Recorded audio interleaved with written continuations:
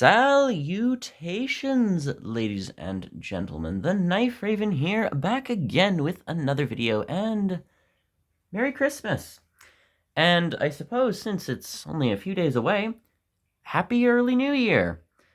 Yes, we are back again, and that is, I believe, around 2 weeks after my last video.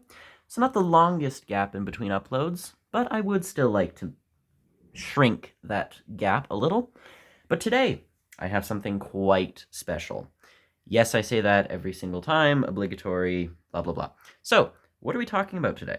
Well, for those who check my community posts, you've already seen this. That is, indeed, another Michael May knife.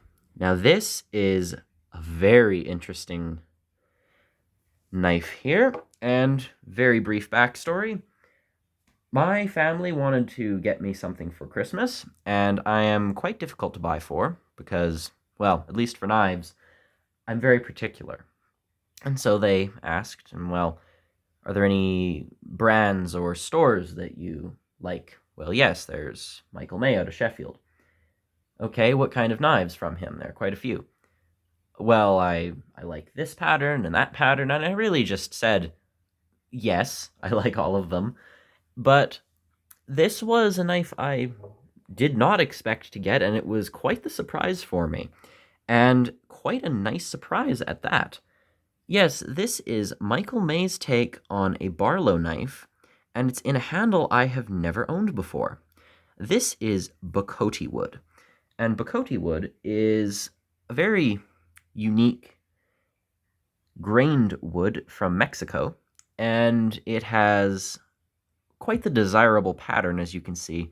It's got these beautiful stripes all throughout, and the color of it is, at its core, quite simple. It's kind of like a light brown with almost a bit of an orange hue, but those black streaks are just gorgeous. So, without further ado, I'll get into the specifications of this knife, and let me tell you, it's very, very well built. So, first and foremost, this is a satin-finished knife by Michael. He will often do mirror-polished bolsters and pins, but for certain handles, such as, in this case, Bocote wood, he will do a satin finish because it tends to lend itself better to the handle. Here's another example of a satin finish on a Michael May knife. Here is the Ettrick Pruner in Elm. And this is the only other satin-finished Michael May knife I own. Take that one away here. Now you've got brass pins, brass bolsters, with a nice pinched finish. Very matte, which is delightful as there are going to be fewer fingerprints. We have brass linings and a, I believe, 01 carbon steel spring. I'm pretty sure he also used D2 for some of his springs, but regardless of what steel between those two, it's going to be a tool steel spring, so it'll have a good action and hopefully good heat treatment too. Of course, you have Michael's signature filework here, which is delightful as always.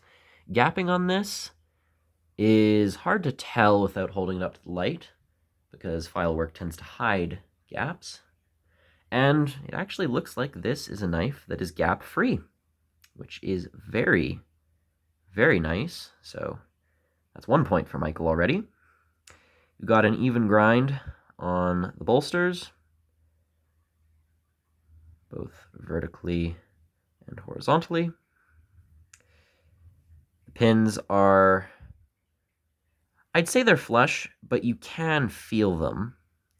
Not to the point where it becomes uncomfortable, but you can tell that they're there. Transitions between bolsters and covers. Seamless. Blade centering is almost dead on. Just see, at least if you're talking about the very tip of the blade. There we are. You can see it's pretty much straight down the center. Of course, there is a brass stop pin that you can see there. I haven't cleaned out the inside of the knife. Knives like this that are completely handmade by artisans, they tend to be a little bit dirty on the inside, so what I do is wrap a tissue around a toothpick and just scrape the inside out, and it gets rid of most debris that would occur in the making process. So, speaking of which, this is a Barlow by definition, but some might argue the bolster isn't long enough. I have seen many examples of Barlows, and they all have a slightly different style to them. I've noticed that the German Barlows tend to be the slimmest and most symmetrical. They also have bolsters that take up a good, maybe third to a half of the knife, so the bolsters are very prominent on a Boker Barlow, for example. I don't have one at my immediate disposal, but I will do a comparison of all my Barlow knives eventually. Sheffield Barlows of different variety. Arthur Wright, I, again, don't have one on hand, but the bolster, I'd say, on an Arthur Wright comes up to about here. And on a Taylor's Eyewitness, you have an entirely different handle shape and also a square bolster, which is quite different from this. But one could argue this isn't long enough to be a Barlow, but as many have said before, we don't have an original Barlow knife, at least that I'm aware of, to compare it to. It's not like there's an Obadiah Barlow brand Barlow, and we can't exactly compare to say whether or not the bolster is long enough. So, for the meantime, I will call this a Barlow, but the bolster is a little shorter. Got a nice nail neck here, and a very clear stamp of M. May, Sheffield, England. Nice sharpening choil here. Action is very nice on this one. I'd give it a 6, and it isn't too loose and it isn't too tight. I wouldn't be afraid that this one would ever break on me, which has unfortunately been a problem with over-tightened springs in the past. And the closing action, it's a little lighter, I'd say about a 5 or maybe a 4, but the opening is very, very nice. Again, this hasn't really been used enough to get a patina yet, as I did receive this on Christmas, but you have a satin-finished blade. There's a bit of oil on it. I put that on so the blade wouldn't corrode. You've got a delightful swedge that is mirrored on both sides of the blade, and it comes to a very, very nice and very sharp tip. This is a very nice clip point to me. I used to prefer the more subtle clips, and I still do, but I have come to appreciate the deeper dips a lot more, and I will just say this is a very nice, stylish little knife. Perhaps not as streamlined as some, but it is very nice in the hand. Full 4 fingers on it. Again, one thing I love about Michael's knives, they get a bit more bulbous towards the back end, so they fit very comfortably in hand. Again, you can put your thumb up on the blade, and with the bit of unsharpened tang here, you don't really have to worry about this closing on you. The blade steel is quite a good grade, actually. This is 01 tool steel, and some of Michael's knives feature C70 carbon, for example, the smaller blades such as the Ettricks. But in this case, for example, you've got 01 tool steel, which is a very tough, very hard steel, and it is worth mentioning. The harder the steel, the harder it is to sharpen.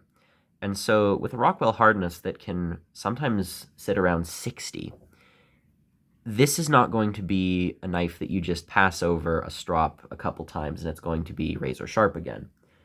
This will hold an edge for longer than, say, C70 or C75 carbon steel, probably longer than 1095 as well, and it will keep that edge for a while, but eventually you will need to sharpen it, and it may be a little bit of a lengthier process. So there's nothing wrong with the heat treatment. It's just the nature of 01 steel being very, very tough and resilient. It holds an edge well, keeps it for longer than typical carbon steels, but also is difficult to bring back up to that level of sharp in a short period of time. But there you are, flat ground. Fairly good stock on this. I'd probably put it at 2 millimeters. Overall length of this knife, it's definitely UK legal, that I will say. you're looking at just about 6¼ inches, just hovering under 6¼ overall length. Blade length with tang is just a little bit over 2½, and the cutting edge is just a bit over 2¼ I'd say that's what, 2 2/8, thereabout, maybe a bit more. But it's definitely a UK legal knife, and the handle, not like this really matters much, is just at about 3½. So this would fit comfortably in a pocket, and most traditional knife slips will accommodate this. The file work, of course, continues onto the blade and is done very, very well. No blade play on this whatsoever in any direction, and no blade wrap also. Haven't really taken much time to get a close-up of that grain.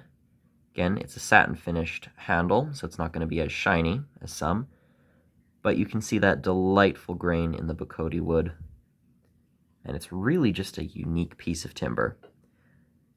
Again, I was not in any way expecting to get a knife in Bocote wood, at least not now, and this came as quite the surprise, and quite the nice surprise too.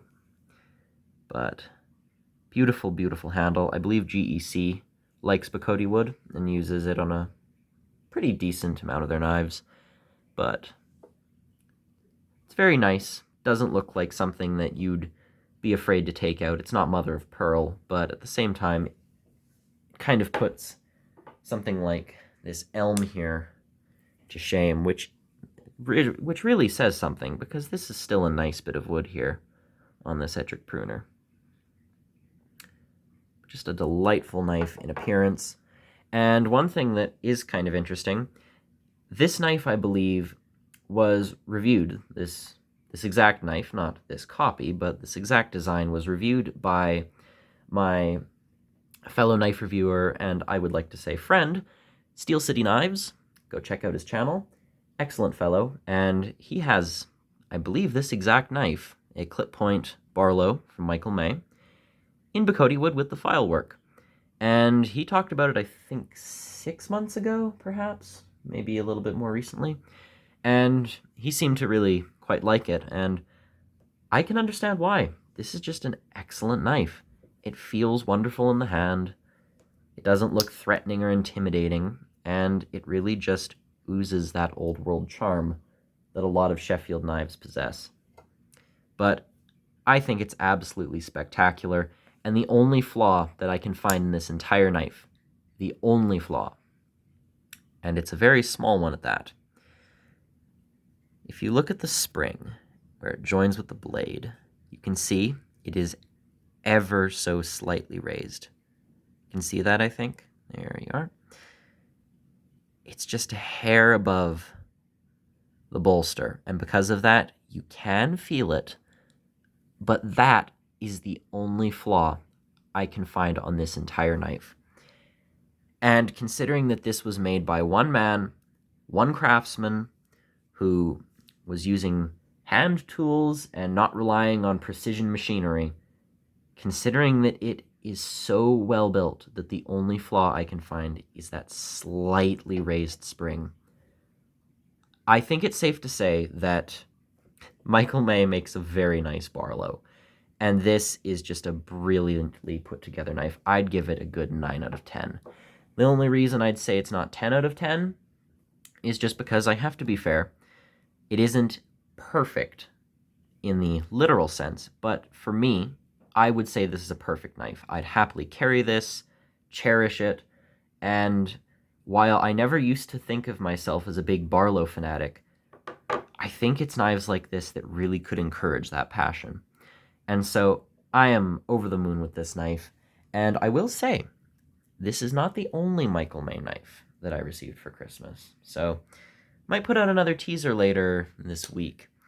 But I intend to do a few more videos. I have quite a few knives to discuss, some of which are old, some of which are new. But regardless, I will be hopefully active in the next few days. But right before I sign off, here's a quick comparison with another Michael May knife. Again, these are both swaybacks with the same bolster. Of course, this is a lamb's foot, or lamb foot, and you can see it has a much straighter edge and different profile overall, but again, mounted on the same frame. This one is in bog oak with a plain back, and of course, Bocote with a worked back. But they're both beautiful knives and excellent carry tools. I haven't had a chance to really do much with this one, but I've had it in my pocket for the last couple days, and I've really enjoyed it just as a knife to put in the pocket and take out and admire, which, let's be realistic, many of us knife collectors, that's all we really do with our knives. But that's not my right to say. Either way, this is a brilliant knife, and I think that Michael is just a maker worth supporting.